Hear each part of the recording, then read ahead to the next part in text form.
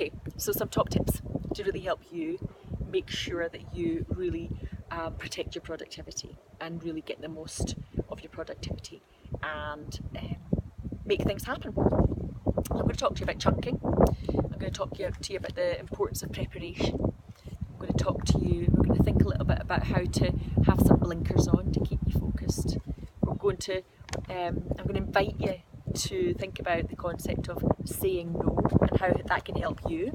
That might feel really uncomfortable for you, it might feel very liberating for you, but nonetheless, we're going to talk about that.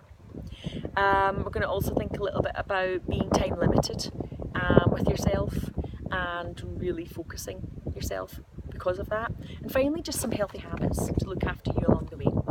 Okay, so let's start with chunking. So there's something to be said for putting similar activities together and really focusing on them in one chunk of time, and I'll tell you why.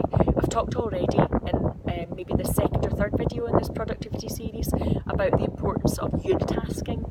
So we've been led to believe all these years that multitasking is fabulous, and it's, if you can multitask, you're even better than other people who can't. I'm inviting you instead to think about the importance of unitasking, so putting tasks together that are similar or the same, and then really concentrating on focusing your time on those tasks together. So chunking your time and really being focused as a result. Preparation, another thing I want to talk to you about, and I've got somebody behind me visiting me. So I want to talk to you about the importance of preparing. So if you prepare your materials and everything you're going to need in advance of this time that you're scheduling and protecting for yourself, then what's going to happen is you're going to save yourself from distraction, stopping and starting, and then someone else comes along. You get distracted by them, they want your help or your time. You get distracted by another task that needs done. And instead what you want to do is really focus on getting everything you need ready before you get started and really giving that your attention, so as that you've got all your resources, materials around you, and off you go. No excuses. Thirdly, blinkers. So this is another way of helping you to avoid distraction. I'll read you a quote. It's a really, I think it's a really lovely one.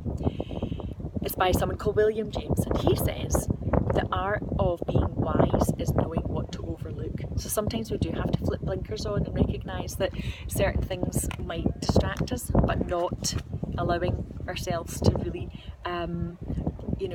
turn off our attention to what we're doing. And there's always going to be tasks that are going to just pop up and pretend to be important. And then what I'm going to invite you and encourage you to do is write them down and leave them for now. They can come back to your attention at other times, and they'll sit comfortably in your little, on your post-it notes or in your little waiting room. You can create a little list and call it a waiting room of all the things that aren't important right now, but yes, they are important and will be important at some point. Also, another few wee strategies that I've learned how to use, and you might already do this or you might decide to do this: turn off email notifications. It's really helpful. Turn off your phone. Book out a quiet space.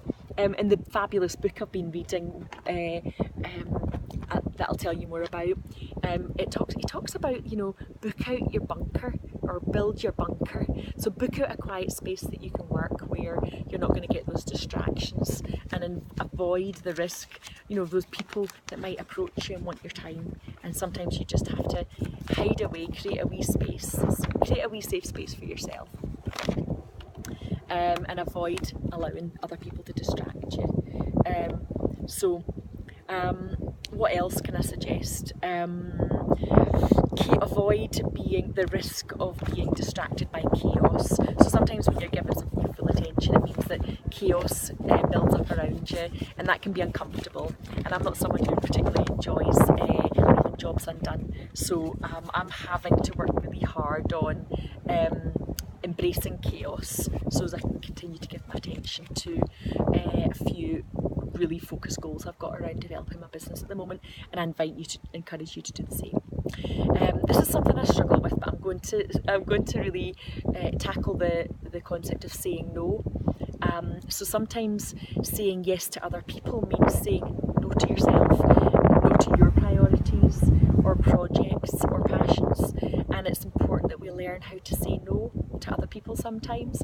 Now if you're like me and you operate from a place of service to others, I believe strongly, I've spent 20 plus years working in the NHS, and it's all about getting people the help they need and saying yes to others.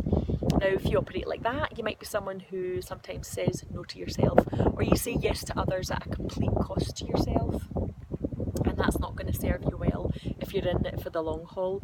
So I'm inviting you to say yes to yourself.